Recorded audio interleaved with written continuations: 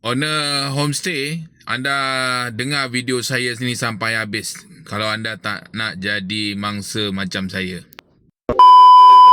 3 hari lepas, 3 ke 4 hari lepas, saya ada dapat satu guest Chinese, satu couple lah dengan anak. Dia menginap di tempat saya, Pelegung Farmstay, booking pakai Airbnb. Booking dia tak ada masalah. Dia check in macam biasa. Okay. Cuma bila check out tu, dia minta check out lewat. Check out lewat dalam pukul 3 petang.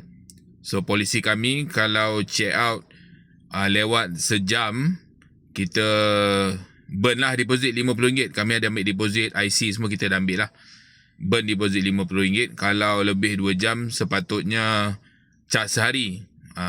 Lepas pukul 2 tu, kalau tak check out juga, kami akan charge sehari. Sebab kita tolak booking customer lain kan. So bilik tu memang tak boleh sewa pada orang lain kan. Jadi kita akan charge sehari. Masalahnya customer ni minta untuk kami burn deposit je. Tapi tak ada masalah lah. Sebab kebetulan hari tu hari Jumaat. Jadi tak ada kod orang nak menginap. Kita burn deposit RM50. So dia check out dalam pukul 4 petang. Lewat lah. Bukan pukul 3, pukul 4 petang gitu. Baik. Bila dia dah check out, ada masuk satu booking lagi. Pakai nama suami dia pula. Yang tadi pakai nama isteri. Yang ni pakai nama suami. Pakai booking.com. Okay. Lepas tu dia telefon. Yang isteri telefon, dia kata, bang, kami tak jadi nak check out.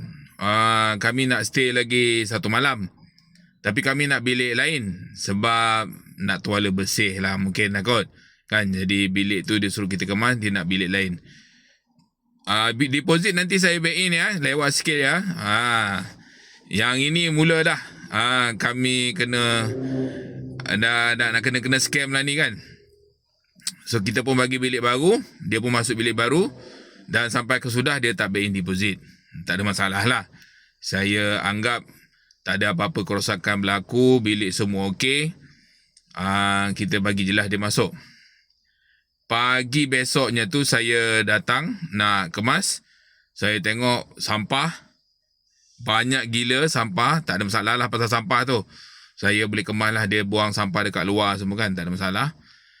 Tapi cermin. Cermin stand mirror saya pecah. Stand mirror tu RM100 pecah.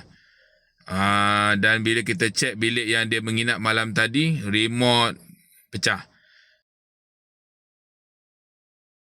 So yang pecah ni bukannya bilik yang lama, bilik yang baru.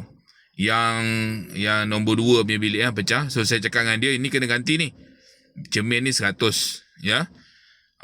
Lepas tu dia kata, okey bang, nanti saya back in.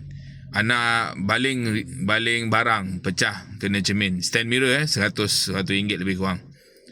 Lepas tu petang ni pun saya check out lewat dia. Saya kata dia, semalam deposit dia tak bayar. Ya. So ni check out lewat RM50 lagi. So dah RM150 you kena bayar. Dia kata boleh nanti saya back in RM150.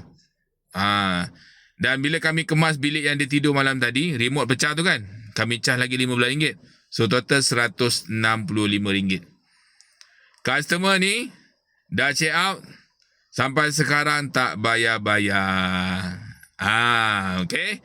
So kesilapan saya dekat sini, saya walaupun dia pelanggan lama, pelanggan yang sambung, tapi kita tak collect deposit kan. Jadi dekat situ kerugian lah dekat saya. Walaupun saya ada salinan IC dia. Okay. Dan kedua, berhati-hati. Customer yang check out lewat ni. Ni dah biasa buat ni. Dia tahu ni. Memang dia pergi mana-mana, dia akan buat hal. Dan deposit dia memang owner takkan pulang. Ya. Jadi ada salinan IC dia kalau tuan-tuan dan puan nak tengok. Kalau siapa nak tengok, owner-owner homestay nak berhati-hati ke dengan pasangan ni, komen lah part 2 ke. Ya, nanti saya dedahkan IC dia. Orang Seremban ni, orang Seremban. Hati-hati kerugian saya RM165. Saya dah report dekat booking.com dengan Airbnb. Tengok macam mana booking.com dengan Airbnb buat macam mana supaya kita jangan lagi benarkan orang macam ni merosakkan owner-owner homestay yang lain lah. Okay? Alright, bye. Assalamualaikum.